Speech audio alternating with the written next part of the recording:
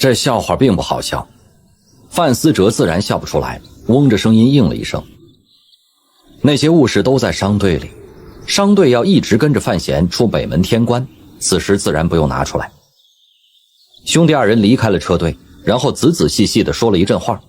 不外乎是关于儋州，关于京都，关于父母，关于祖母，关于若若和嫂子侄子的事情。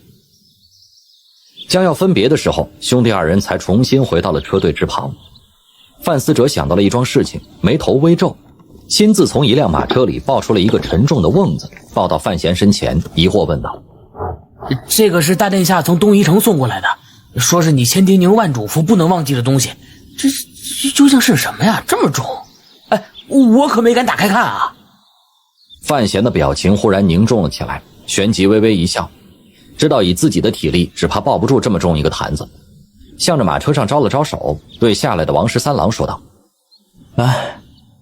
虽然你右膀子有些力气了，赶紧把你师父抱着，你师父太沉，我可抱不动。此言一出，车队附近的所有人都愣住了。至于抱着那个瓮子的范思哲，脸色都忍不住变了。他怎么能够想到自己抱着的居然是四顾剑的骨灰，那可是一位大宗师的遗骸呀。王十三郎的脸色也变了，像捧着珍宝一样小心翼翼地接过骨灰瓮，二话不说就回到了马车之中。范闲看着这一幕，忍不住在心里叫苦，暗想难道这一路之上自己要和死人天天待在一起了吗？为什么？王十三郎忽然从马车上探出一张脸，微微皱眉问道：你师父交代的，如果我要去神庙，就一定要抱着他一起去。范闲无可奈何地耸了耸肩膀，看着已经渐渐启程缓缓离开的车队，跪在雪地之中相送兄长的范思哲，城头上的司礼里，眼中忽然生出了一股难以掩饰的失望与悲伤之意。司礼里转过头，看着北齐皇帝悠悠说道：为什么他就不肯进京呢？北齐皇帝面色平静，双手负在身后，沉默片刻以后说道：他既然和庆帝有赌约，自然要愿赌服输，不肯为朕所用，又怎么可能入城？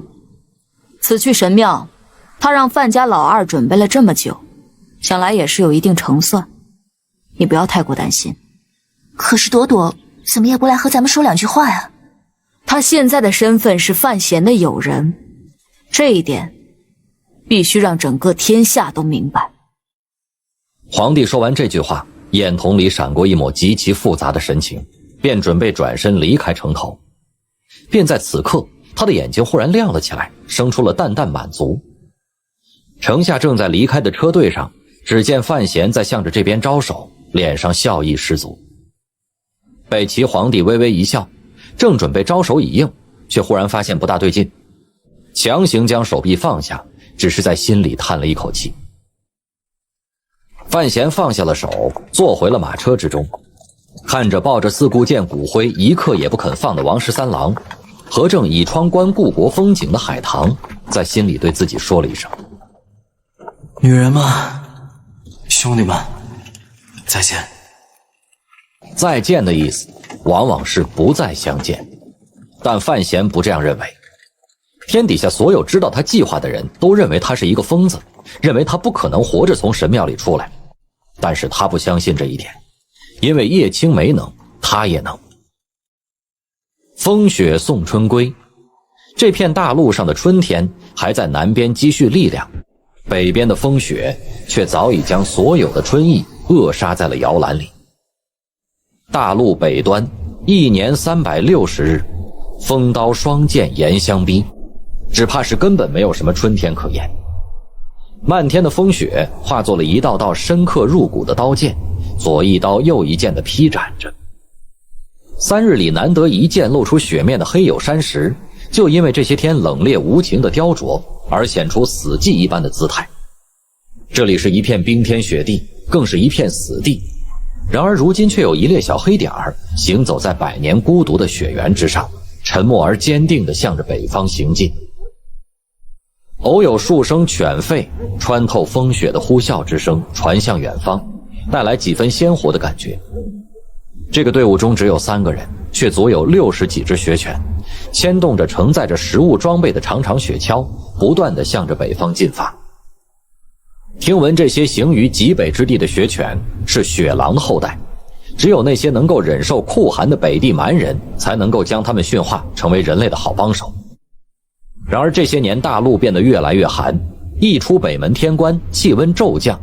往日里在雪地里赤膊作战的北地蛮狐早已经不惜一切代价南迁至西方草原上。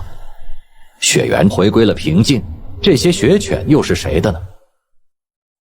裹着厚厚的毛皮，连头带脸都蒙着温暖的狐裘，脚下穿着皮靴，手上戴着厚厚的手套，整个人被包成粽子一样。范闲喝了一口气，发现热气出唇不久，便似被这天地间的严寒冻成了雪渣子。他的面色有些发白，虽然自从庆历5年知晓了神庙的去向以后，他暗中已经做了好几年的准备，可是真正踏上这片雪原，他才感觉到原来天地间的威势不是做好心理准备就能真正承担的。离开北齐上京城已经有好些日子了，穿过已经没有太多军事驻扎的北门天关也已经有了7、8天。一想到那座雪城上的军士像看死人一样看着自己这些人和狗走入雪原，范闲的唇角便不禁泛起了一丝苦涩的笑容。看来依然是没有人看好自己这行人呐。他将手指伸到唇间，打了个呼哨，身周60余头雪犬耳朵灵动地竖了起来，精神十足地摇了摇头，抖落了身上的冰雪，身毛四足站立在冰冷的雪中，似乎根本毫不畏寒，吐着长长红红的舌头，等待着主人的下一个指令。此时风雪似乎小了一些，范闲身前身后2辆简易雪车里行出2人，海棠和王13郎此时也被裹成了粽子，他们面带疑惑地走进了范闲的身旁。趁着雪小，咱们得赶紧走。王13郎的声音透过那层毛皮传到外面，显得有些嗡嗡的。范闲沉重地喘息了2声，咳着应道：后面那些人还跟着没有？海棠将皮帽边上的耳套摘了下来，露出2只晶莹可爱的耳朵，在风雪中安静地听了半晌，然后摇了摇头说道：看样子是跟丢了。风雪虽然小了一些，但3个人凑在一处说话依然是极难听清楚。范闲翘起唇角笑了笑，说道：跟丢了就好，我可不像你家小皇帝派的人被冻死在这片雪原上。海棠没有说什么，只是微微眯眼，向着北方的雪原深处望去。只见那边亦是一片雪白，这天地间除了雪之外，竟似什么都没有。如此枯燥无趣的旅途，天生又因为严寒而显得格外凶险。他的眼睛里升起了一抹复杂的神色。已经出了天关7、8日了，范闲却根本不需要探路，而是直接发布着命令，一路绕过雪山冰丘，沉默而行，似乎他很清楚怎样去神庙。